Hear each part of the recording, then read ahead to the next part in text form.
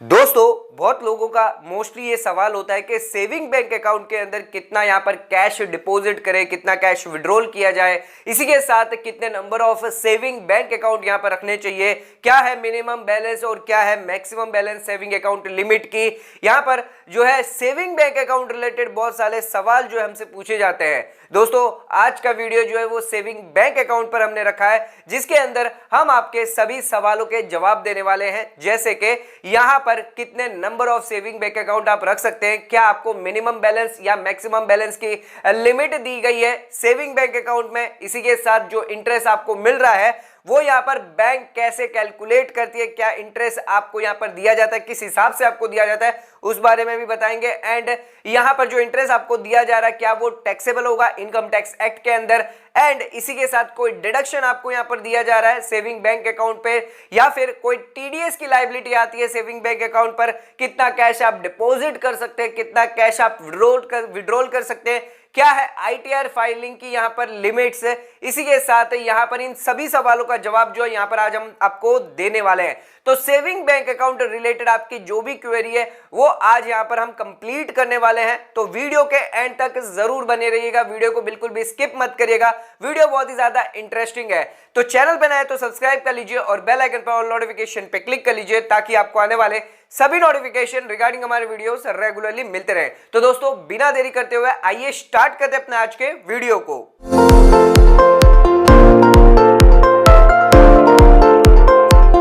आइए स्टार्ट करते हैं अपने आज के वीडियो को, और अब यहां पर बात कर लेते हैं कितने number of saving bank account यहां पर आप खोल सकते हैं, इसी के साथ यहां पर क्या मिनिमम और मैक्सिमम बैलेंस मेंटेन करके आपको चलना है सेविंग बैंक अकाउंट में। सबसे पहले यहां पर बात कर लेते हैं number of saving bank account आप कितना होल्ड कर सकते हैं। तो यहां पर इनकम टैक्स एक्ट 1961 के तहत आप पर कोई भी लिमिट नहीं दी गई है, आप कितना भी number of saving bank account यहां पर मेंटेन करके चल सकते हैं। अगर आपने 10 सेविंग बैंक अकाउंट यहां पर होल्ड करके रखे हैं अलग अलग बैंक में या पोस्ट ऑफिस में या कोऑपरेटिव सोसाइटी में, तो यहां पर इन सभी को जो है यहां पर आपको इनकम टैक्स रिटर्न भरते वक्त यहां पर डिस्क्लोज करना रहेगा। तो दोस्तों रिकमेंडेबल है कि यहां पर आप 2 से 3 यहां पर सेविंग बैंक अकाउंट रखें ताकि आपको इनकम टैक्स रिटर्न फाइल करते वक्त यहां पर सभी के स्टेटमेंट निकालने में आसानी हो। तो यहां पर 2 से 3 रखेगा ताकि यहां पर आपको मेंटेन करने में भी आसानी हो। इसी के साथ यहां पर अब मिनिमम बैलेंस और मैक्सिमम बैलेंस की बात कर लेते हैं। तो दोस्तों मिनिमम बैलेंस जो है इनकम टैक्स एक्ट के हिसाब से कोई भी लिमिट नहीं रखी गई है, बट अगर आप बैंकिंग रूल के हिसाब से देखें तो सभी बैंकों द्वारा यहां पर अलग अलग मिनिमम बैलेंस रखे गए, कहीं पे 1000 रुपए, कहीं पे 10,000 रुपए। तो यहां पर जो आपका फंड है, अगर आपने 10 सेविंग बैंक अकाउंट रखे हैं तो आपका 1 लाख रुपए का फंड है वो यहां पर ब्लॉक हो जाता है। तो यहां पर आप कम से कम सेविंग बैंक अकाउंट रखें ताकि आपका जो फंड है वो ब्लॉक ना हो। इसी के साथ अगर यहां पर आपने मिनिमम बैलेंस नहीं मेंटेन किया तो यहां पर आपको पेनल्टी भी लग सकती है। तो बैंक द्वारा यहां पर आपको अलग अलग जो है पेनल्टियां भी लगती है, जैसे कि non maintenance of minimum balance की पेनल्टी लगती है, यहां पर आपके बैंक चार्जेस लगते हैं, डेबिट कार्ड चार्जेस लगते हैं। तो जितने ज्यादा अकाउंट आप रखेंगे उतने ज्यादा चार्जेस आपको यहां पर पे करने पड़ सकते हैं। तो दोस्तों कम से कम अकाउंट रखें ताकि यहां पर आप चार्जेस से बच सकें। इसी के साथ मैक्सिमम बैलेंस की बात कर लेते हैं। तो यहां पर फिर भी यहां पर कोई लिमिट नहीं दी गई है मैक्सिमम बैलेंस मेंटेन करने की।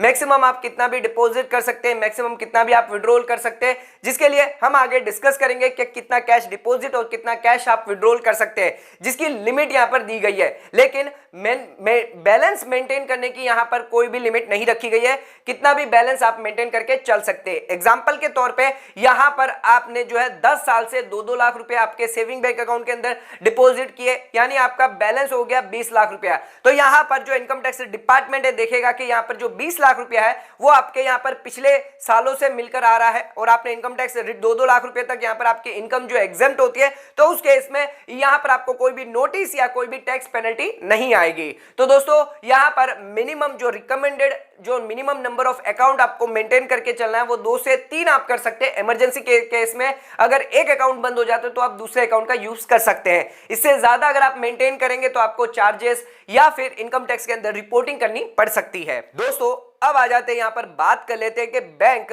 आपको जो इंटरेस्ट देती है वो कैसे यहां पर कैलकुलेट करती है। तो जो भी आपके सेविंग बैंक अकाउंट है जहां पर आप बैलेंस यहां पर मेंटेन करके चल रहे हैं, तो यहां पर नॉर्मली जो है बैंक है 3 से 4% तक का इंटरेस्ट जो है सेविंग बैंक अकाउंट पर दिया जाता है। दोस्तों आइए जानते हैं क्या सेविंग बैंक अकाउंट पर इंटरेस्ट कैसे यहां पर जो कैलकुलेट करती है।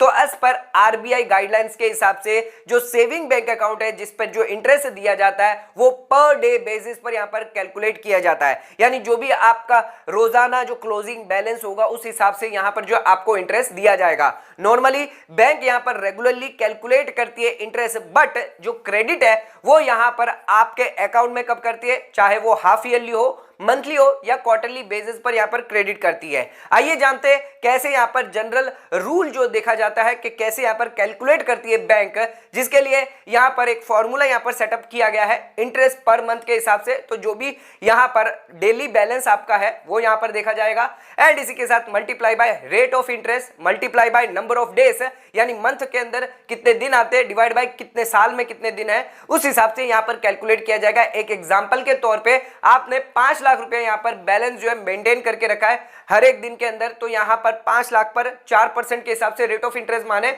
इनटू 30 डिवाइड बाय 365 डेज के हिसाब से यहां पर निकल के आता है 1644 रुपीस का यहां पर जो इंटरेस्ट है आपका पर मंथ के अंदर निकल के आता है। तो इस हिसाब से बैंक जो यहां पर आपका इंटरेस्ट जो है वो कैलकुलेट करती है इस पर आरबीआई गाइडलाइन के हिसाब से। दोस्तों अब आ जाते हैं यहां पर बात कर लेते हैं income tax applicability on saving bank account interest पे। तो यहां पर जो बैंक आपको इंटरेस्ट दे रही है उस पे इनकम टैक्स क्या लागू होता है, आइए वो जान लेते हैं। तो सबसे पहले यहां पर जान लेते हैं जो भी इंटरेस्ट आपको यहां पर बैंक द्वारा, पोस्ट ऑफिस द्वारा या कोऑपरेटिव बैंक द्वारा यहां पर दिया जा रहा है सेविंग बैंक अकाउंट पर, वो यहां पर टैक्सेबल होगा, जो यहां पर इनकम फ्रॉम अदर सोर्सेज के अंदर यहां पर आपको डिस्क्लोज करना होगा। इसी के साथ आपको अपने इनकम टैक्स रिटर्न में इसको दिखाना होगा एंड यहां पर जो टैक्स जो है वो स्लैब रेट के हिसाब से यहां पर दिया जाएगा। इसी के साथ दोस्तों यहां पर सेक्शन 194A के तहत कोई भी टीडीएस की लायबिलिटी नहीं आती है। जो भी सेविंग बैंक अकाउंट पर आप इंटरेस्ट अर्न करते हैं कोई भी टीडीएस यहां पर आपका डिडक्ट नहीं किया जाएगा, टीडीएस जो वो यहां पर एग्जेम्प्ट है। इसी के साथ दोस्तों अगर आप एनआरआई है, एनआरओ अकाउंट है, नॉन रेसिडेंट ऑर्डिनरी अकाउंट है, जहां से आप इंटरेस्ट अर्न कर रहे हैं तो 30% के हिसाब से यहां पर आपका टीडीएस डिडक्ट कर लिया जाएगा। बट यहां पर एनआरई अकाउंट है तो यहां पर कोई भी टीडीएस की लायबिलिटी नहीं आएगी। इसी के साथ दो सेक्शन यहां पर दिए गए, सेक्शन 80TT-A, 80TT-B, जिसके अंदर 10,000 और 50,000 की लिमिट दी गई है, जहां तक आपका कोई भी जो है टैक्स डिडक्ट नहीं किया जाएगा, यानी कोई भी इनकम टैक्स की लायबिलिटी नहीं आएगी। 10,000 से ज्यादा का अगर आपका इंटरेस्ट जाता है तो यहां पर आपको टैक्सेबल होगा स्लैब रेट के हिसाब से। एग्जाम्पल के तौर पे यहां पर आपकी 10 लाख की इनकम है and saving bank account interest है 25,000, तो 10,000 तक यहां पर आपका टैक्स फ्री रहेगा, कोई भी टैक्स नहीं लगेगा एंड 10,000 के ऊपर जो है वो यहां पर आपको स्लैब रेट के हिसाब से यहां पर लगेगा 20% या 30% की जो स्लैब रेट है उस हिसाब से यहां पर आपको जो है टैक्स भरना रहेगा। दोस्तों आ जाते हैं अब अपने अगले पॉइंट पे। तो यहां पर कोई डिडक्शन लिमिट रखी गई है क्या यहां पर जो इंटरेस्ट आपको दिया जा रहा है सेविंग बैंक अकाउंट डिपॉजिट पे?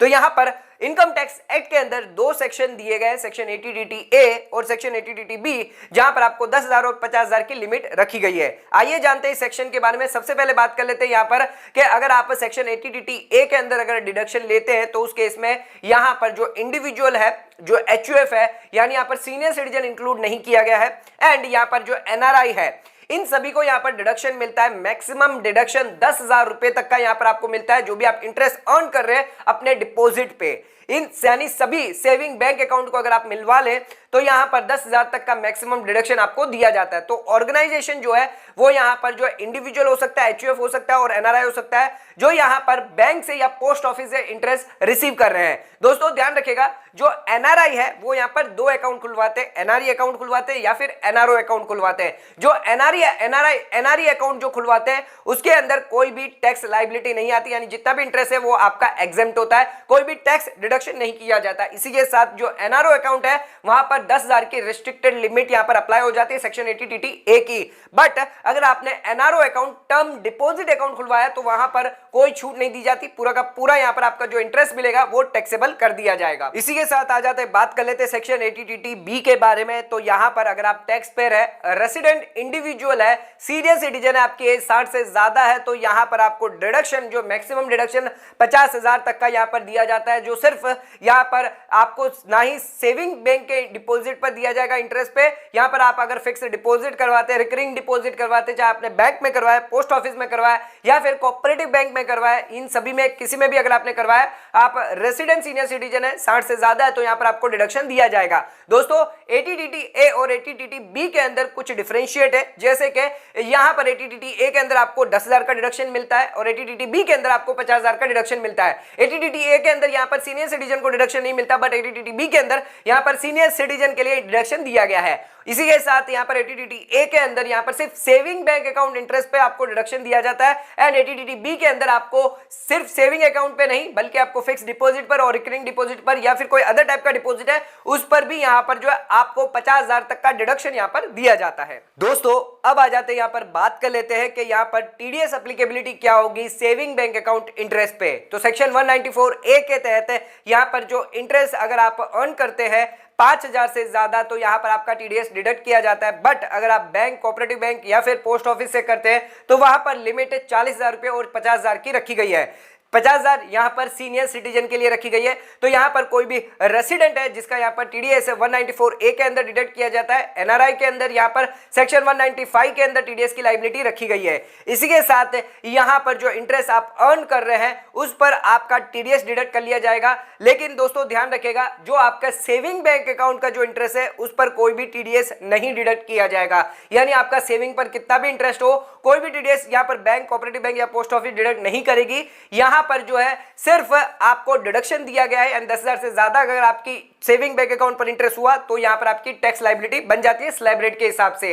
इसी के साथ अगर आप सीनियर सिटीजन है तो उस केस में 50,000 की यहां पर इंटरेस्ट की लायबिलिटी रखी गई है। 50,000 से ज्यादा का अगर आपको यहां पर सीनियर सिटीजन के केस में, और 40,000 से ज्यादा यहां पर नॉन सीनियर सिटीजन के लिए टीडीएस की लायबिलिटी रखी गई है, जहां पर फिक्स डिपॉजिट और रिकरिंग डिपॉजिट पर अगर आप ब्याज लेते हैं तो उस केस में यहां पर आपका टीडीएस डिडक्ट किया जाएगा।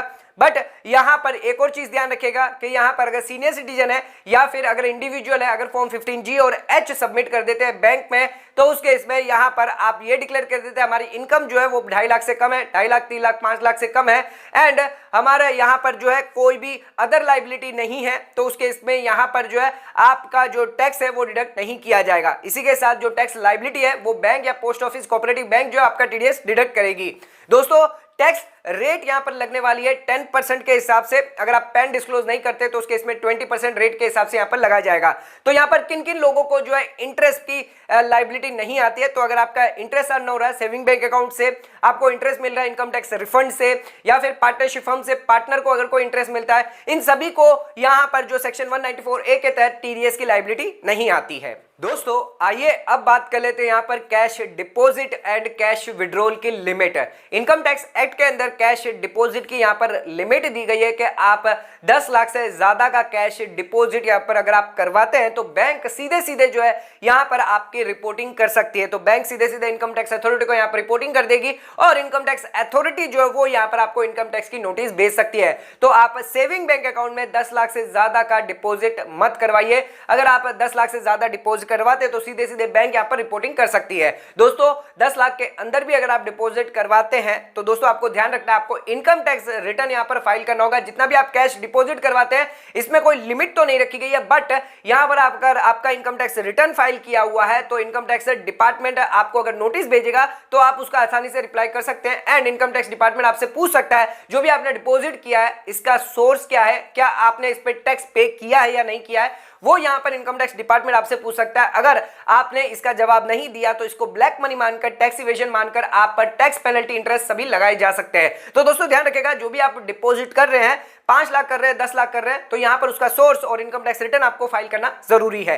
इसी के साथ दोस्तों यहां पर अगर आप सेविंग बैंक अकाउंट में 50 लाख से ज्यादा डिपॉजिट करवाते हैं तो अब आपके लिए इनकम टैक्स रिटर्न फाइल करना यहां पर मैंडेटरी हो जाता है। यहां पर दोस्तों बात कर लेते हैं अब सेक्शन 194N। अगर आप कैश विड्रॉवल करवाते हैं सेविंग बैंक अकाउंट में तो यहां पर जो है आपके लिए 20 लाख की लिमिट रखी गई है, 20 लाख और 1 करोड़ की लिमिट रखी गई है, जहां पर 2% और 5% का आपका टीडीएस जो है वो डिडक्ट किया जाएगा।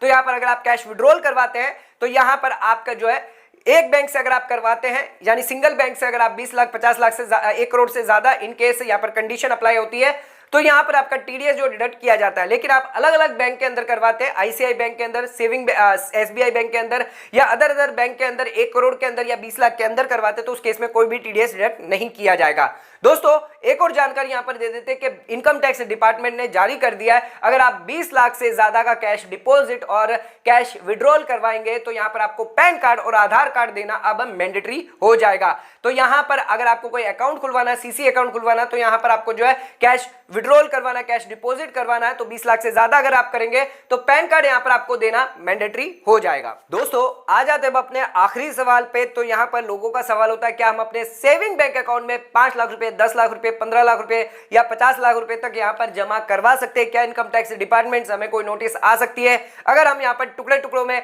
सभी अलग अलग बैंक अकाउंट में 10-10 लाख करके जमा करवाएं, तो क्या यहां पर हमें नोटिस आ सकती है? तो दोस्तों यहां पर आप ध्यान रखिएगा, ऑलरेडी हमने आपको लिमिट बता दी है 10 लाख तक अगर आप ज्यादा किसी भी एक बैंक अकाउंट में अंदर डिपॉजिट करवाते हैं तो सीधे आपकी रिपोर्टिंग इनकम टैक्स डिपार्टमेंट को कर दी जाएगी। इसके अलावा यहां पर income tax department PAN basis पर भी आपके सभी सेविंग बैंक अकाउंट ट्रैक करता है, बिकॉज आजकल सभी सेविंग बैंक अकाउंट में या सभी बैंक अकाउंट में यहां पर आपको पैन कार्ड देना मैंडेटरी होता है। तो यहां पर बैंक जो इनकम टैक्स डिपार्टमेंट है वो यहां पर ट्रैक कर लेता है, जितना भी आप कैश डिपॉजिट करवाते, विड्रॉल करवाते, यहां पर बैंक आराम से उसको ट्रैक कर सकता है। इसी के साथ दोस्तों अगर यहां पर आप 2.5 लाख तक अगर डिपॉजिट करवाते किसी भी साल के अंदर, अगर आप इंडिविजुअल है, सीनियर सिटीजन है, तो उस केस में 3 लाख और 5 लाख तक अगर कोई डिपॉजिट करवाता है तो वो यहां पर इनकम टैक्स से छूट रखी गई है, इतना आप डिपॉजिट करवा सकते हैं। बट इससे ज्यादा अगर आप डिपॉजिट करवाना चाहते हैं तो यहां पर ध्यान रखिएगा आपको इनकम टैक्स रिटर्न उसको फाइल करना होगा। जो कैश है जो आपने डिपॉजिट करवाया, हो सकता है आपके बिजनेस से, तो आपको यहां पर अपना इनकम टैक्स रिटर्न अपने ट्रेडिंग बिजनेस से आपने जो कमाया हुआ पैसा अगर आप डिपॉजिट करवाते हैं तो उसको आपको पूरा डिस्क्लोज करना पड़ेगा अपने इनकम टैक्स रिटर्न में।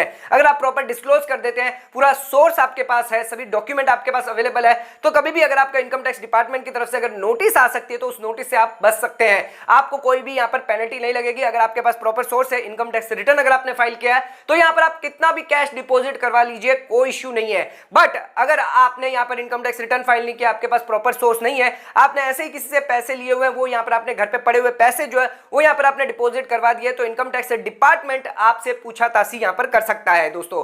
तो यहां पर ध्यान रखिएगा 2.5 लाख तक आप करवा सकते हैं नॉर्मली, बट इससे ज्यादा अगर आप करवाना चाहते हैं तो 10 लाख से ऊपर अगर करवाएंगे तो बैंक यहां पर रिपोर्टिंग कर देगा, एंड 2.5 लाख से ऊपर या 3 लाख 5 लाख से ऊपर आप करवाते तो इनकम टैक्स डिपार्टमेंट भी आपको ट्रैक करके आपको नोटिस यहां पर भेज सकता है। तो नोटिस से बचना है तो ध्यान रखिएगा आपको इनकम टैक्स रिटर्न और प्रॉपर सोर्स आपके पास होना चाहिए।